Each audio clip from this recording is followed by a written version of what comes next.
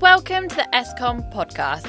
This is our security and compliance podcast created by Core to Cloud. I'm Kelly and I work at the marketing department. And I'm Phil from the technical team, and we're going to take you through all our technology in a really interesting way. Phil talks technical, while I keep it light-hearted with a selection of exciting guest speakers. Let's delve in. So thank you for joining us, David. It's really lovely to see you. Actually been a very long time since I've seen you, since COVID. So it's a pleasure to have you here in our new offices. Vectra is a very well-known tech and I think very well aligned and has been aligned with Core to Cloud for a very long time. But I think it's really lovely to start having a bit of a conversation about visibility, why we see that as a really important pain point that we're trying to help with our customers, and really how we can make sure that they can see what's on their network right now. So let's have a little bit of a discussion about how Vectra can help our customers with this. We're obviously going to touch a bit and discuss about visibility. And really the importance of that and for an organisation and how Vectra supports our customers. We use it internally and also for anyone that might have never heard of Vectra today to learn a bit more about it. So why does visibility really matter for an organisation? Well, I think when you look at large complex networks or even small networks, they're not simple anymore. You know, the complexities inside most customers' networks are huge, and they're not just a network anymore. You know, it could be the cloud, could be SaaS applications they're running. So having visibility of that has always been promised, I guess, by the SIM world of saying we can get everything in one place, right? You get all these logs, everything's in one place. But as we saw with SolarWinds, you know, some of these tools didn't see all of these things. They didn't have the visibility of that, or they saw some things in their minutiae. So they saw a bit of something, but nothing strung it all together to say the sum of its parts is much more important or bigger a problem than you thought it was. So I think we've certainly seen that where people are going, we thought we had visibility, or we believe we had visibility, but actually when you look at our estate, that's evolved to such a size now. Even in, like I said, small companies, it's evolved so big now that they really don't have the visibility they do. And or they may have different tool sets that look at the visibility in all these different areas and nothing collates that together. So, you know, it's massively important, you know, seeing what's actually going on inside your network instead of that perimeter view that we've all known for many years. It's not right. You know, we need to know what's going on in the network and how people are behaving, how machines interact with each other, how software applications interact with each other, certainly from, you know, how accounts get used now. You know, it's important. And I don't think people realise what they don't know, right? Yeah, I think so. Obviously, kind of having those a system that's clientless as well. Obviously, it can see everything. It's the interactions between the different devices, as you said, what they're actually doing, picking up what's malicious. So I think it's really key, and because it's working in that way, you don't have to worry what type of device it is. Is it a printer? What is it? It's going to see that interaction, pick up the unusual traffic between it. You got a frog in your throat. We've lost him. He's that excited. He's that excited He's so about excited it. about Vectra. I could just feel it building up. I just needed a cough. I was like, heck. Anyway, go on. Do you want to do that bit again? Yeah, so obviously with Vectra, the key thing is that it's completely clientless. So it's seeing that kind of aerial view of everything that's going on in your network. And again, because it's clientless, you know it's seeing everything. And I think that's really, really key, especially as people move into lots of IoT devices and different types of devices on the network. And we all know kind of from the work that we've been doing in different areas that it takes one weak point on your network, you know, to get somebody in there. And you want to know if an attacker's in your network. You know, it gives you that visibility and confidence.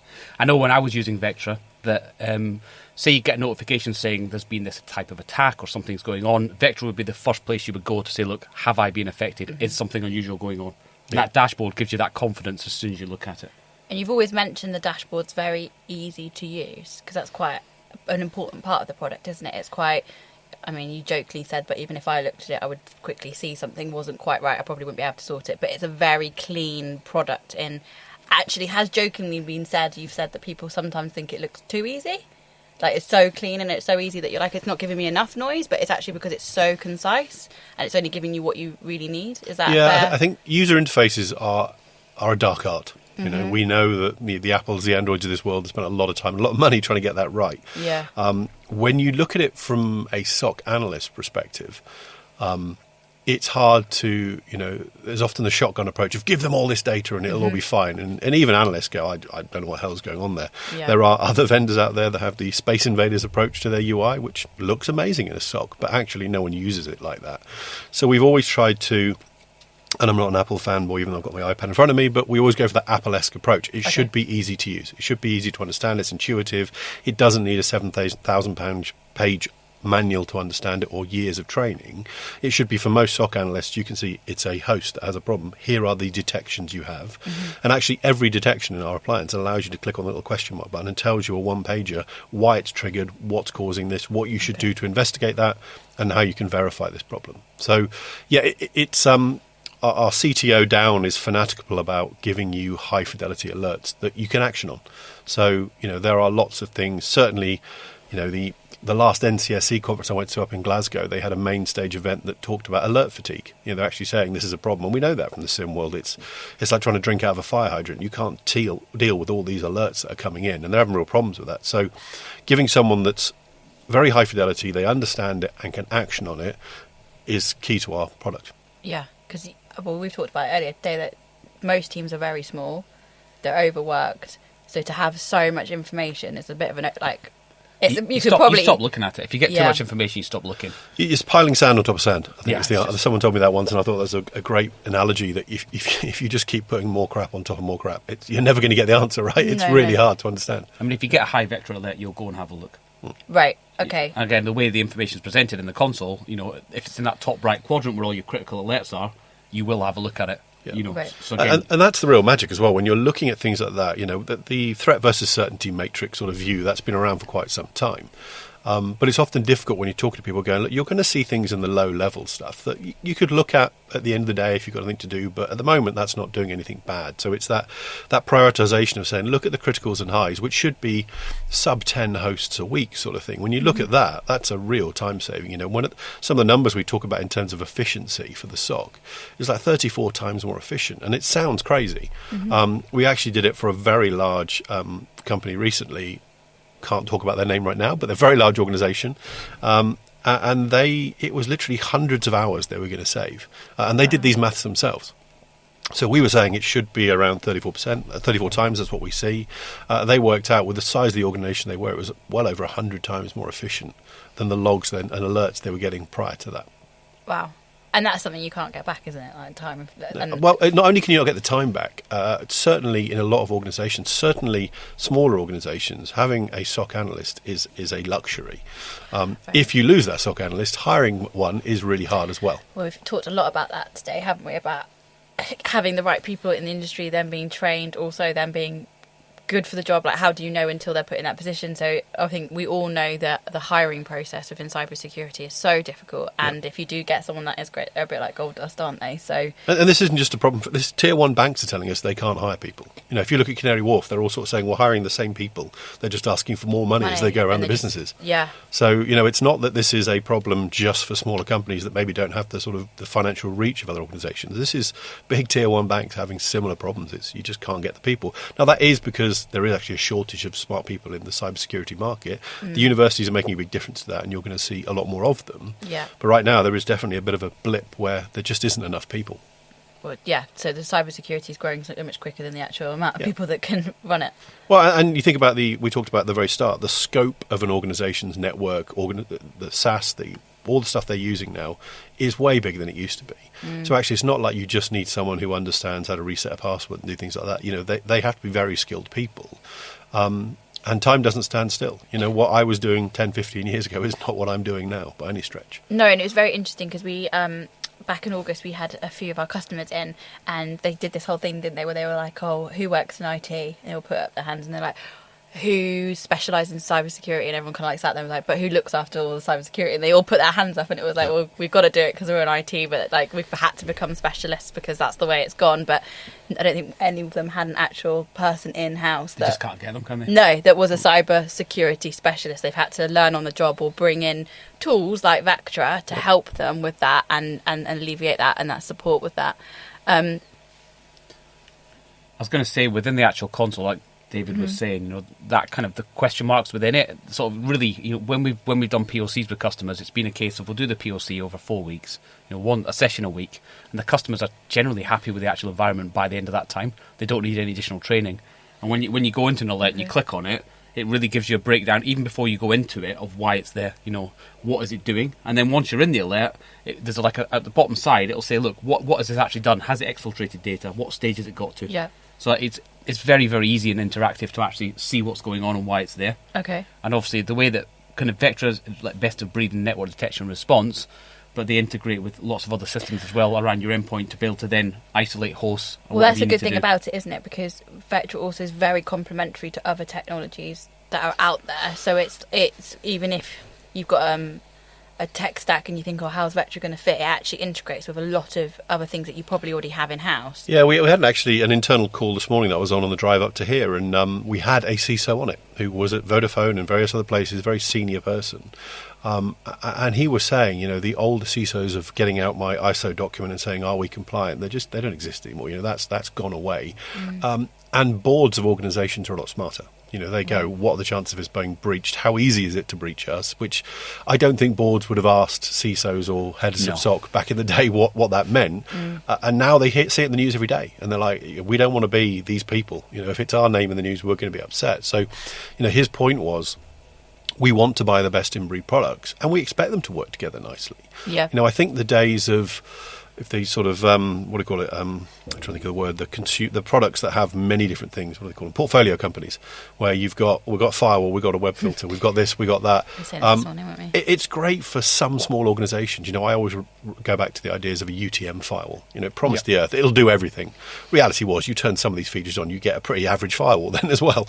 So that's often the problem. Certainly when you get to organisations that care about security, they want the best in breed. Yeah. They don't want to have one product that made a good product once upon a time, but acquired many other organisations, and now you have an average other stuff, if that makes sense. And they're not a specialist, are they, necessarily? No. They haven't done the research all the time. I mean, not talking about tech, but just talking about your house build, yep. And going to see other people that done houses, like when the builder had done the interior design, that's kind of when it had lost it. Like, the builder should have then got an interior design in and not gone, because I'm a builder, I can do that too. Yep. It's kind of diluting your skill or your skill set and what you're good at and what you're strong at. So that's kind of doing the same.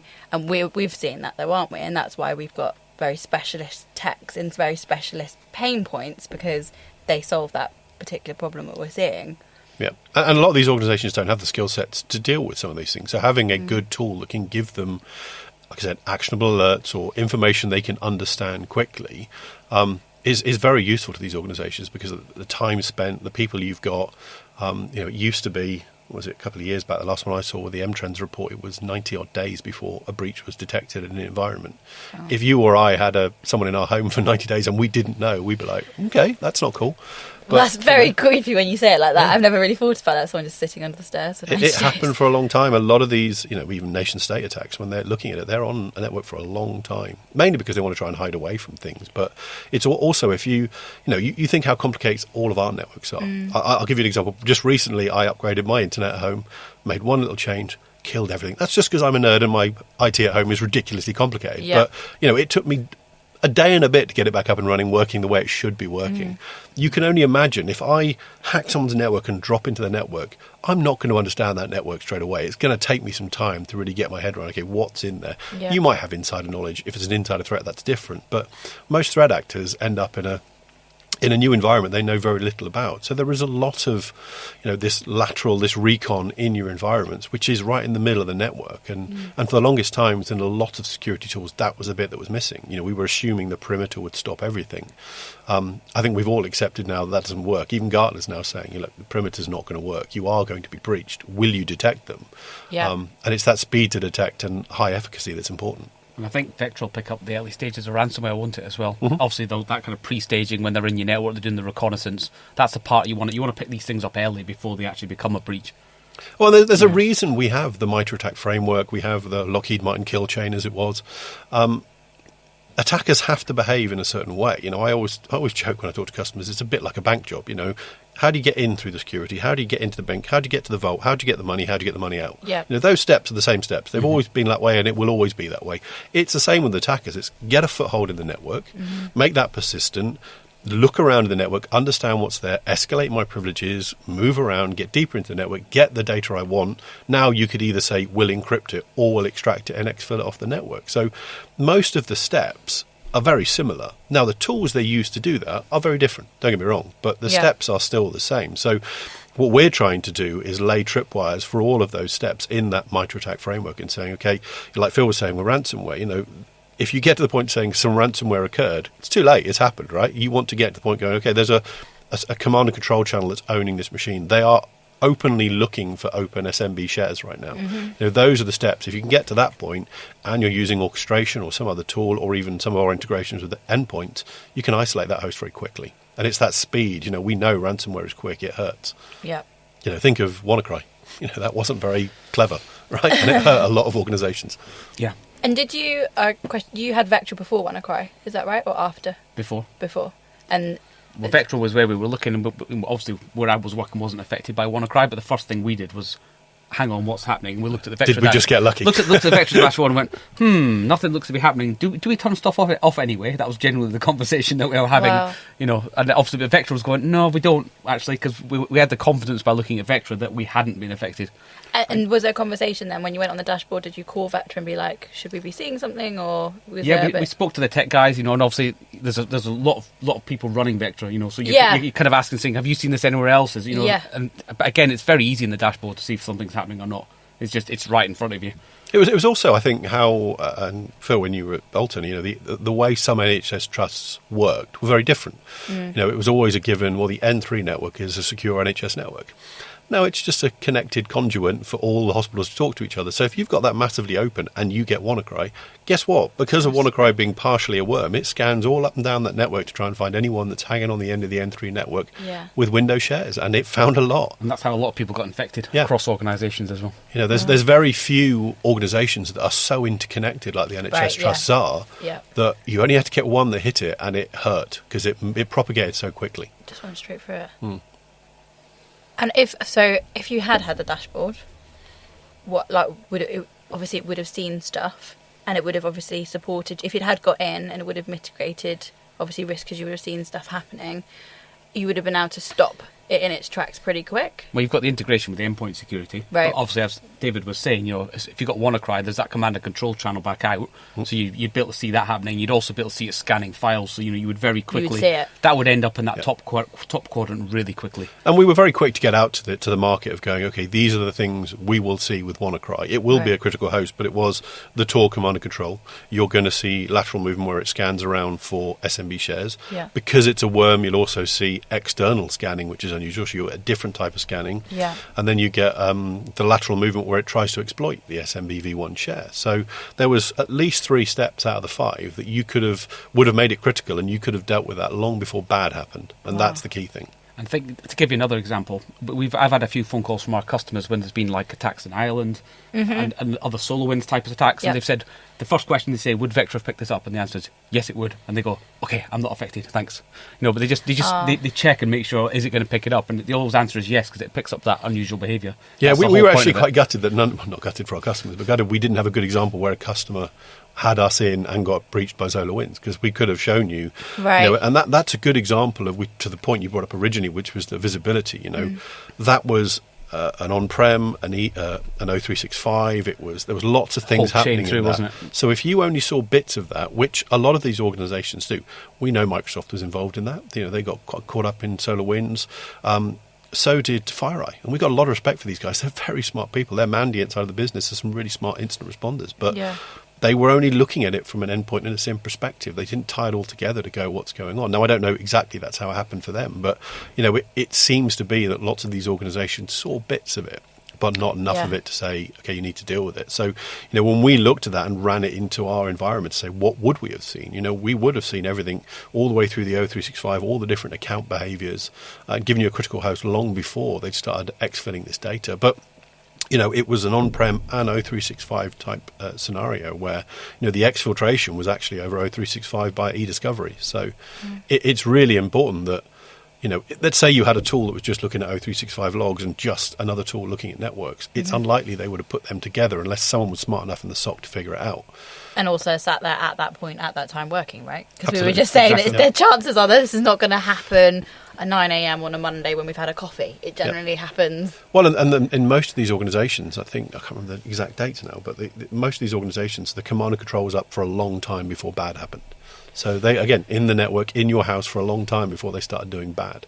Well, they're sitting there waiting for you to go on holiday, aren't they, really? Often, well, so like a lot of these breaches and attacks used to be right over Christmas time or right over a big holiday. Friday because, night. Yeah. no one's going to look. But that's the thing, if you actually think about it being in your own house, and if they had got in and were under the stairs, they're not going to try and put stuff if dad's in, mum's in, everyone's in. But if we're all out, then they're going to sneak around and get out quite quick, aren't they? I think that's the key thing with Vector as well, that you're getting the on-premise coverage and your virtual environment, but you're also getting the Office 365, the Azure, wherever you're hosting, it's all in one pane of glass. Yep. Which is, again, specifically talk about SolarWinds one and that kind of correlation between the two. Yeah. You get that complete picture of what's going on. And we talk about, we've talked a lot about external adversaries, but there's a lot of internal stuff that goes on. You get people that are upset, and you need to be looking at that as well. So which is why a lot of our privileged access controls that we put in place aren't looking at the privilege that Phil has. He is allowed to do administrative stuff. What we learn is how does he behave as an administrator. So it's observed privilege as opposed to inherent privilege, and that makes a big difference. Because if I owned Phil's credentials and did what he did, that's fine. But if I suddenly got hold of Phil's credentials, started dropping tables in an SQL database, he doesn't do that.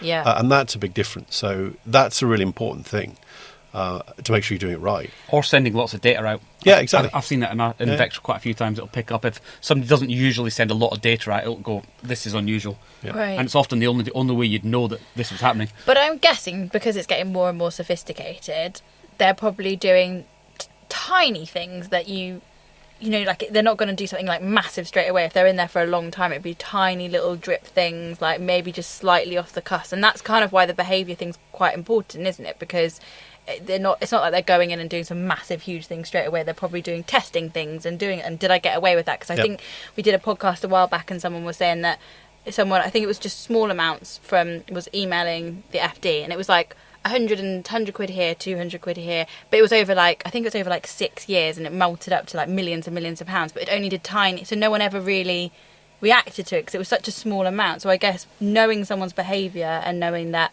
they probably wouldn't normally do that's a really important part of it. Yeah, with a lot of breaches, the whole low and slow approach has been around for a long time. It's why be too disruptive and shout from the rafters, I'm here, sort of thing. Try and do things as quietly as you can.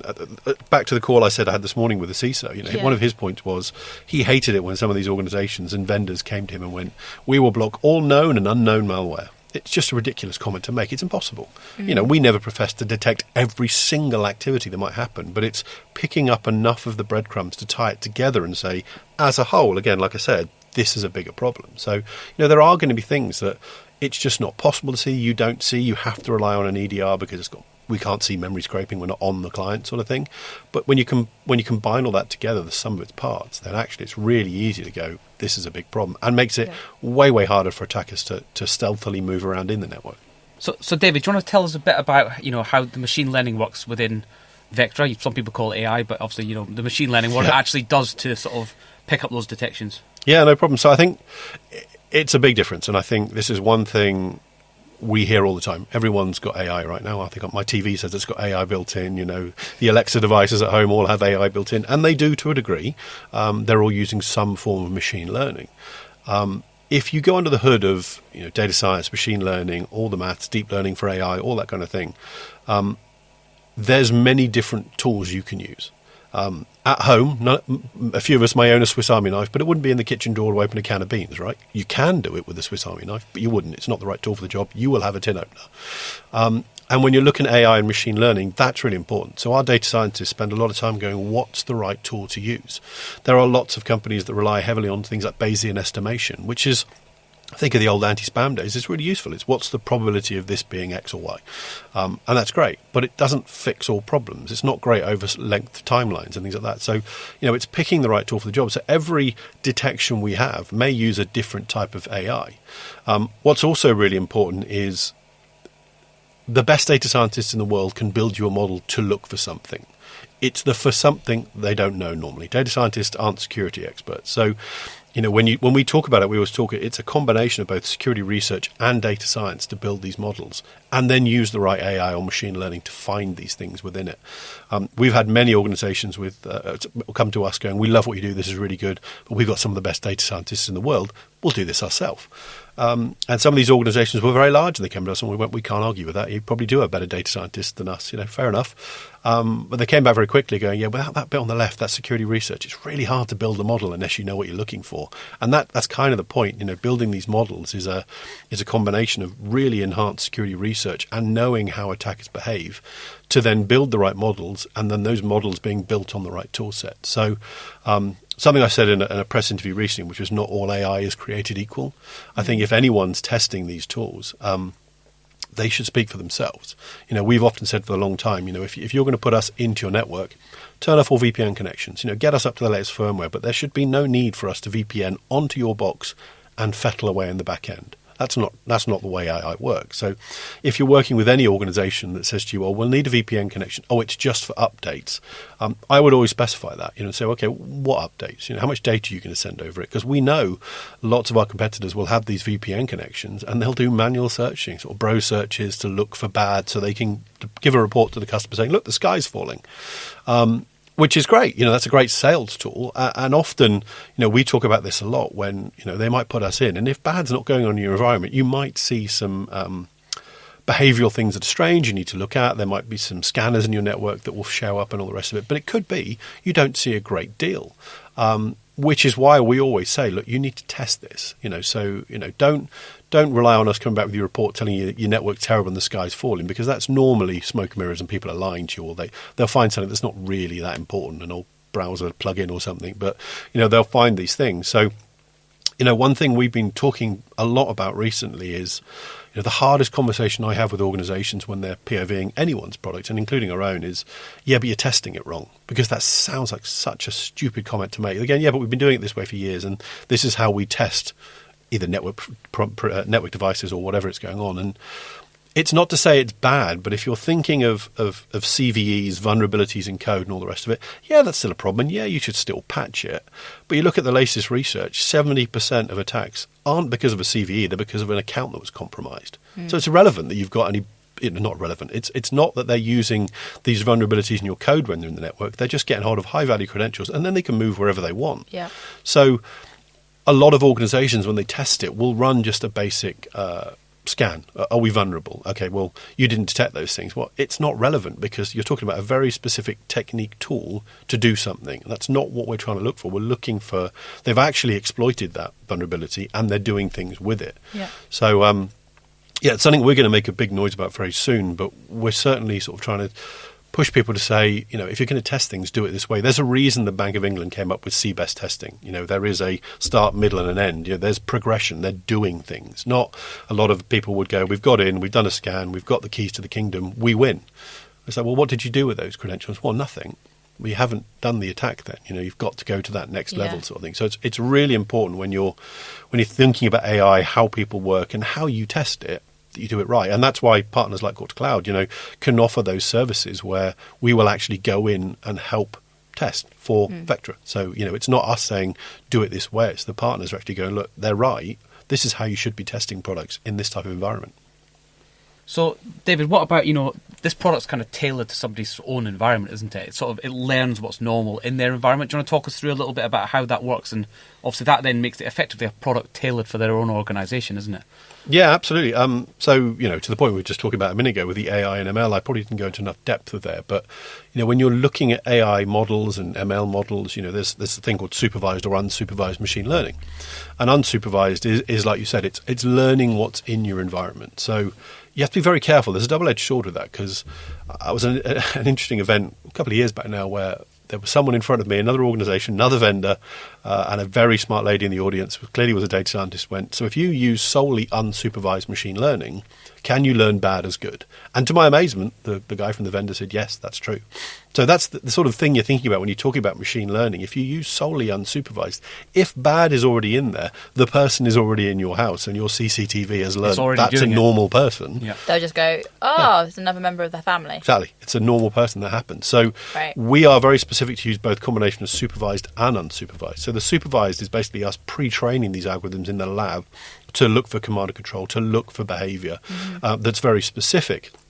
But then unsupervised is amazingly useful for things like user behavior. How do accounts get used? How does Phil's admin credentials get used? That's when that type of model works really well. So it's that combination of those and the right type of AI ML under the hood that makes a big difference. So yeah, you're right. It basically is learning how you behave in your environment and tailoring it to that organization, because everyone behaves differently, right? So is that what makes Vectra so special? Because you've got basically the right tools you pick for the right job, and then you've also got the best of both worlds. You've got supervised and unsupervised. Is that really, if you look under the hood of what makes Vectra so special? I think that's a big part of it. I would say the one thing I see the most with a lot of vendors out there is that there's a thought of unusual behavior. Now, if you ever remember, Phil, I'm sure you went through this with the UEBA days of user behavioral analytics.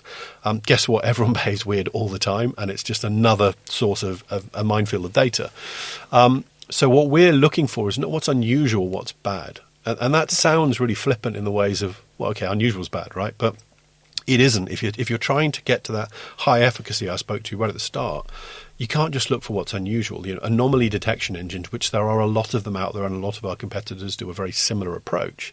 If it's just unusual, it's very rare that's bad. We worked with an e-commerce company a couple of years back now, right in the middle of Black Friday, or just before Black Friday, and the other company being predominantly looking at what was unusual, went, oh, there's been a massive spike over here, it must be a bad thing. And they went, no, it's Black Friday. There's a lot of data going through our networks. And we didn't, but when they ran the tests, we did detect all the bad in there. So, you need to be looking for AI that's looking for bad, not just unusual. But I guess also, but last year, there would have been a lot of unusual activity. Yeah, because 100%. we all were in a completely different world. So I'm guessing you could have got an awful lot of stuff if you didn't have Vectra. And you'd be like, oh my God, what's unusual? Well, where obviously Vectra would have been able to start seeing, well, that's a new unusual, or absolutely right. Yeah, you've got to, when you've got these things that are learning, they have to constantly evolve and learn. A lot of organisations, their tool sets, their SOC way of doing things was assuming that UI and everyone else went to the office, right, with a few remote users. Suddenly, overnight, with COVID, everyone behaved very differently. So you can imagine, and I've had conversations with people that work in SOC teams, it just was a minefield. They were like, we've got to second guess what we think's going on, but what we never saw before, we're now seeing. People are what I always jokingly refer to as bring your own disaster. They're using machines that are riddled with stuff their kids have installed on it and all this kind of stuff. And the SOC analysts are like, what is this? And actually, it's quite benign. It's not attacking their network, but that machine that someone's using for work is riddled with nasties. Yeah. But things they didn't have to deal with before. So, yeah, you're right. The way the pandemic has made us all work has also made the way that SOC analysts look at bad as different. And they've got, again, it comes down to the fact that now we're using more SaaS services, we're using more IaaS, we're using more cloud. Now we've got remote workers. If you think in the last 2-3 years, the world has evolved so much that typical approach, that old CISO approach of going, are we compliant with ISO? You're just not going to work like that. And I don't think it'll ever go back to the way it was before, and I don't think it's going to get any simpler, that's for sure. When I was kind of looking at Vectra, it would pick up some unusual things for me. Things like, if somebody was typing on a non-UK keyboard, it would pick up. We used to get things like SMB brute force attacks. And when you looked at that, you'd realise that there was a script with a password that expired that was then therefore not running. It was a great way of just seeing, okay, I need to fix that because that's not working. So, how's things evolved within Vectra and sort of the detections that you have to keep it kind of relevant, I suppose? Yeah, that's a good point. I think all of the models that are on our platform are constantly under review. All of these things are tested for their efficacy, their value, how many times they fire in different organisations. So customers that do want to provide anonymised data back to us, we can sort of say this fires loads over here. And also when we build new models to look for new types of techniques that are being used, we'll always put those into our beta customers or our early adopters to see, okay, if we drop this model in, how noisy does it get? Yeah. And there have been models we put over the years that have gone, whoa, okay, that doesn't work. That just goes crazy in a lot of these organisations. But on the flip side, you're quite right. There are some models that we deprecate. They're not as high value as they used to be. The brute forcing is useful in some areas, but actually if it's an SMB one, it's less certain threshold. Does it make sense? Because it probably is just a machine, or if it's like 8 attempts, we've all done that 8 times, have gotten our password right. It'll happen a lot. So yeah, it's constantly under review. All of our models are constantly being reviewed. I would say every release, which is typically once a month, 2-3 algorithms are either updated or new ones are included into the platform. So that's the beauty of it being as a service, is all of that's done for you. But yeah, that is often the problem. If you think about, I always talk about the SIM world. When you first get your SIM installed after that 6 months of doing so, it's amazing. The world looks great. But then 6 months, 18 months later, it's suddenly not as relevant as it was, and you probably don't have those staff on board to fettle all of those SIM rules that you had, or you're not going to get a contractor back in to do it. So the value of a lot of these things drops off. And in security world, as we know, 18 months ago is a very different landscape to what it is today. So if these platforms and these tools you're using aren't keeping you up to date and deprecating things that just don't have any relevance anymore, it's not useful for an organization. So you want tooling like ours and any security tool really to be relevant and up to date. So let's talk about the future then. What else is coming in? What's the plans for Vectra, sort of growing it going forward? Is there anything you're not allowed to tell us that you can tell us? No, we're always very open with our partners and our customers. I would say cloud is the big part of it, right? Cloud is huge. Wrapping our arms around what that means is very different. Obviously, we started in the NDR market, the network detection response. We're now looking at AWS IaaS platforms. We're looking at Azure IaaS platforms. We're getting into GCP. And that's still thinking of lift and shift hardware, and there's a network with machine and whatever. But what very recently we've gone into the O365, like I said, with SolarWinds. That would have been a big differently. So that's been around. I think we've been running that now for about 6 months, but it was very interesting just how much more we saw, to the point of even Microsoft said, you use our API way different to everyone else. And some of the calls we were making gave us a lot of insights into it. And even they were surprised, going, well, why are you doing this? And we'd explain. They were like, oh, yeah, that does give you a lot of information. So, it's making sure, again, the data scientists are mining the data to its most efficiency. So when you get into SaaS services, it is more log-based, typically. But there are also other secondary lookups you can do. And if you combine that with stuff we've got on the network and all the rest of it, the greater sum of its parts makes a big difference. But, the next big part, I would say, for us is more SaaS platform. Detect for AWS has just recently been released. What that means is we're looking at the control plane for AWS. So, not that there's a machine on there, but if, Phil, again, I'll use you as an example. I know you're not a rogue user, but... you never know. Yeah, you do never know. Let's say Phil suddenly decides to want to make his own crypto mining industry out of core-to-cloud servers in AWS. If they were micro machines, $5 a month, no one's probably going to notice. But you could often see that people might spin up their own C2 infrastructure on a good company's environment because it's trusted. No one's going to block that. Okay. That's a big thing, both control plane for AWS, which we've got now. Azure is coming right down the pipe to make sure that, what is the configuration of your environments is covered. Because AWS, typically, you think about leaky buckets and things like that, wasn't inherently a security flaw in AWS. It was just someone didn't configure it right. And when you look at the complexities, we did this very recently, even internally. We were running a whole test environment to showcase defense for AWS. Just getting the lab to work for us in a small organization in AWS was a nightmare. It's really complicated. When you, and not for most organizations, but the level of depth we had to go into it and the security we were turning on and all the logs we were looking at, it's not easy. So it's not like any of these security people that are in the cloud world are bad.